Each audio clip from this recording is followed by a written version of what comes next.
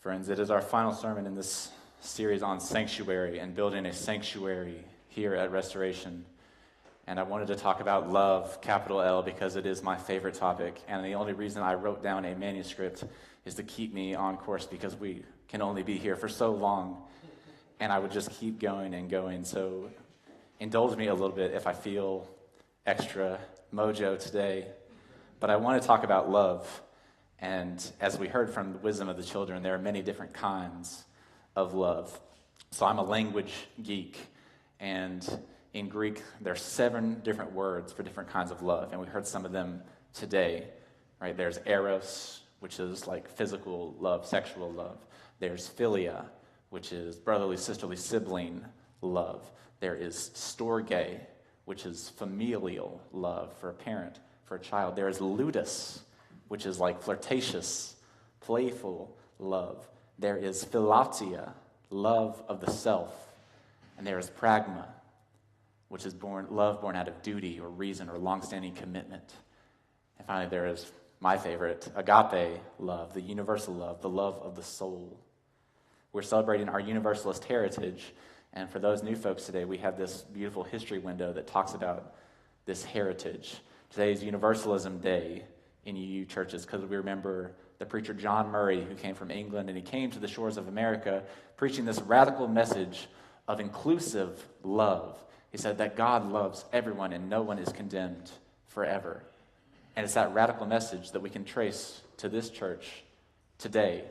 It is still with us. It forms one big half of the UU tradition, right? One of the U's is Unitarian, one of those is Universalist. So believing in the power of love, capital L, I would wager is the only thing that every UU believes in. I don't know that for sure, but I would imagine we don't do creedal tests, but I would imagine that is our creedal test, if not in writing, at least in practice. There are all these different definitions. So the old universal tradition was that God is love. The newer definitions are that love is the most powerful force in the universe. Love is the ground of our being, the depth of our soul, the core of our movement. Love, capital L, is powerful, helping us to build up a resilient and diverse sanctuary here at Restoration. So I want to offer up 3 things. And I need to make sure it's 3, because last time I did the old thing where I said, it's taught me 2 things, and I listed off like 3 or 4 things. 3 things about love, capital L, that have been brought into perspective for me this week. Because I think love is courageous. And being courageous, by definition, is being scared, but going anyways. So if love is courageous, then love is also terrifying. And I remember the feeling of calling up a young woman named Kristen on the phone and asking her to dinner and feeling terrified. But it was love that moved me to act. What kind of love? It was a little bit of ludus. It was playful and flirtatious, but it has moved into something deeper, I think, at this point. There was also a sense of philatia, of love of self, because this was something that I needed to do. It was something I was not going to get back. It was a risk I had to take. And the love that I was feeling pushed me into it, to take that risk. That was 10 years ago, and I'm very glad that I did, because love is also liberating because of this. The courage that you can get from love and the push into the risk, it liberates you to act more fully, to be more fully, to become more fully, to be grounded, to grow and transform. Taking a risk. Have you ever been in a situation where things begin to get tense in society?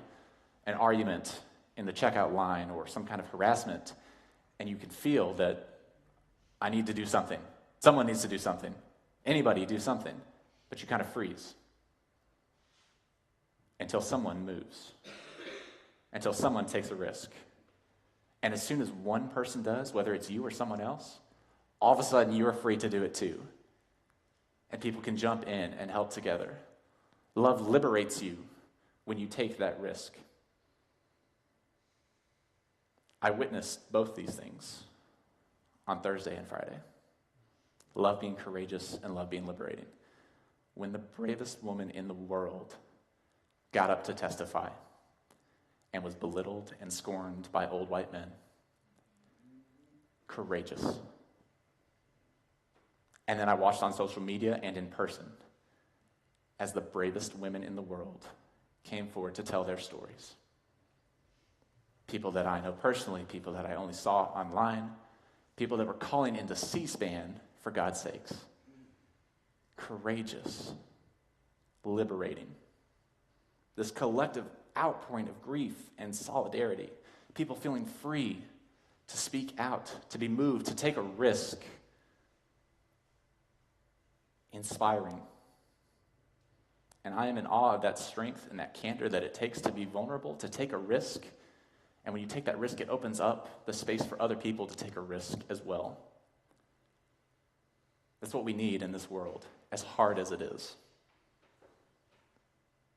So to the bravest men, women, genderqueer folks in the world, thank you for your bravery. And when the day comes that we all need that kind of bravery, may we be so courageous. Because they have paved the way with their love. Love is a two-way street. Love is courageous. Love is liberating. Love moves us to act, to take a risk. But love is not always easy. Love is not always comfortable. But love is always.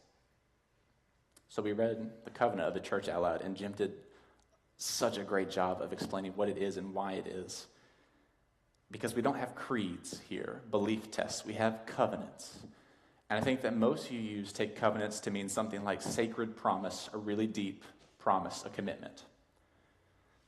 The UUA website says, covenant is the silk that joins Unitarian Universalist congregations, communities, and individuals together in a web of interconnection. The practice of promising to walk together is the precious core of our creedless faith. Living by covenant is a rare thing in this world. Talked about oh, hello, spider. We talked about the use of membership in all parts of our world. And I want you to know that I come from the theological door where covenant means something maybe slightly different from the traditional UU perspective. It's a shocker that I'm not a traditional UU, I know. But go with me on this. That we live in a contractual society, right? That if I pay money for the cable, I get to watch Texans games or Eagles games. If I go to the doctor and I pay money and they fix me. This is a contract, that it's point A, point B. And once you fulfill that contract, you're done. And if you break that contract specifically, you're done. Covenant is slightly different. And from the door where I come from, this goes back to the old scriptures, right? It talks about this connection between the divine and humanity, and thus between humanity itself. That it was a two-way street going this way and a two-way street going this way. And this idea of covenant was this connection that bound you at a soul level. It was your soul connected to the soul of the other because of this universal love, capital L. That you are so loved and so welcome just as you are. There is nothing you can do to change that. So if you are loved in that way, if love is within you in that way, how then should you connect to the people around you? But to be in covenant. And I told the story to the young children that back in the day, they used to cut this cord to have identical halves. That was how you cut a covenant, right? But it's funny because it was literally a line that you cut. And then the idea became that covenant, the Hebrew word is berith. It's like a lot of Greek and Hebrew words today, so buckle up if you're uncomfortable with that. berith, and it means covenant. And I do this because it's a symbol of the circle, because beriths are covenants that are unbreakable. They don't end. There's so many stories in these old scriptures about times when people mess up.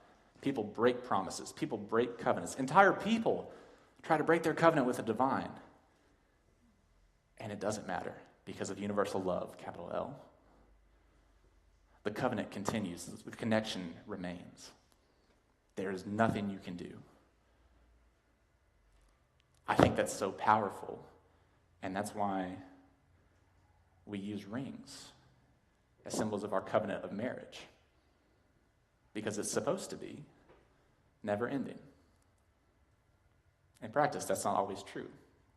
So how do we reconcile that idea that covenants are supposed to be unbreakable, never-ending, these soul connections? But people mess up.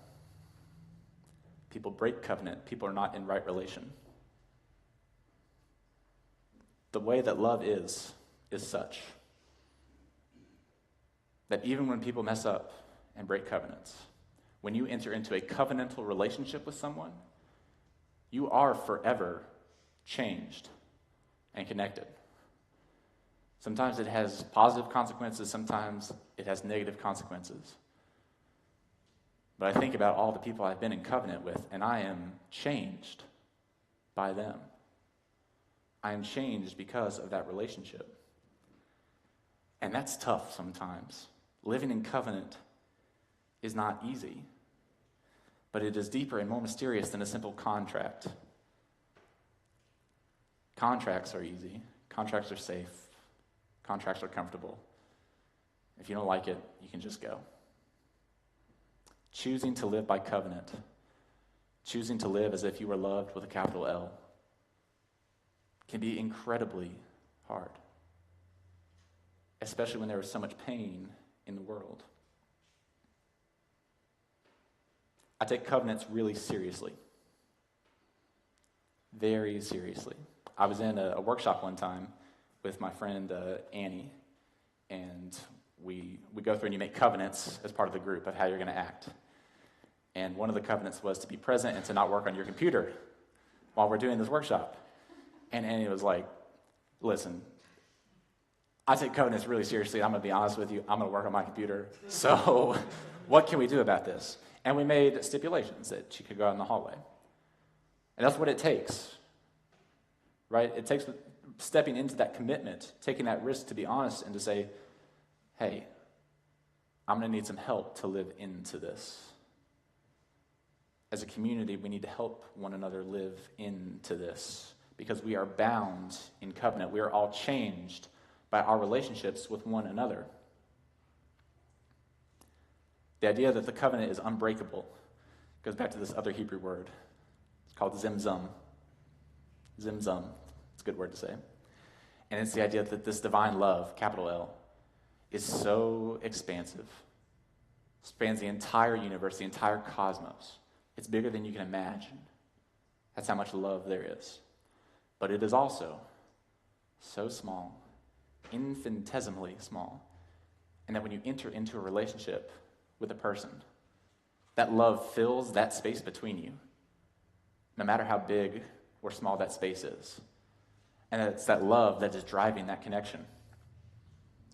So yes, it is mysterious, it's mystical, it's a little woo. And it's interesting that I feel the need to use Hebrew and Greek words because I know the phrase that there are no words in English to describe the beauty or the love that you can have for a person. And I think that's true. I think sometimes we need words outside of the English language. So love is courageous, liberating. Love is mysterious. It's grounding. It's wondrous. It's pervasive. Sometimes it's dangerous, terrifying, unbelievable. Love is not always fair. It is not always safe. And it changes you forever. And covenants are built on love, which is what makes this so hard.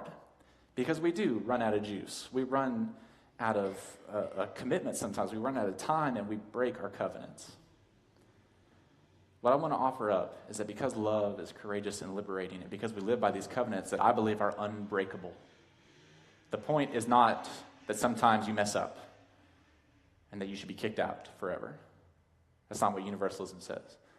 The point is that we learn how to help one another come back into the covenant, come back to the table. It's okay to be upset. It's okay to argue. It's okay to fight. It's okay to walk away. But come back in that circle. It's not a line out the door. This is the final deep dive theologically. The Hebrew word for covenant is berith, right? And it comes from the Hebrew scriptures. I've been saying that covenants are based on love. Well, what is the proof of that? This is super nerdy, and I apologize for it in advance, but I got so geeked out when I read it. In the Hebrew scriptures, the first 5 books of the Hebrew scriptures are called the Torah, the law. And there are 5 books, right?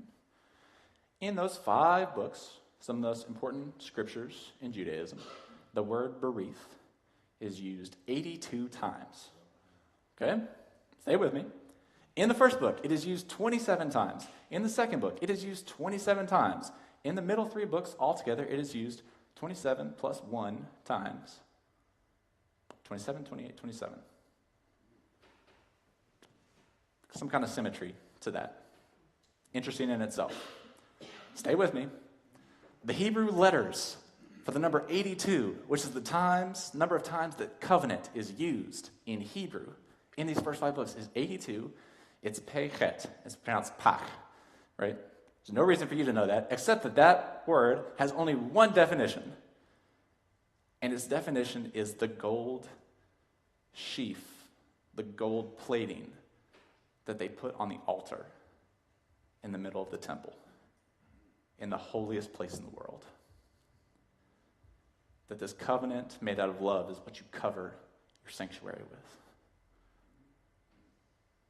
I get chills thinking about that.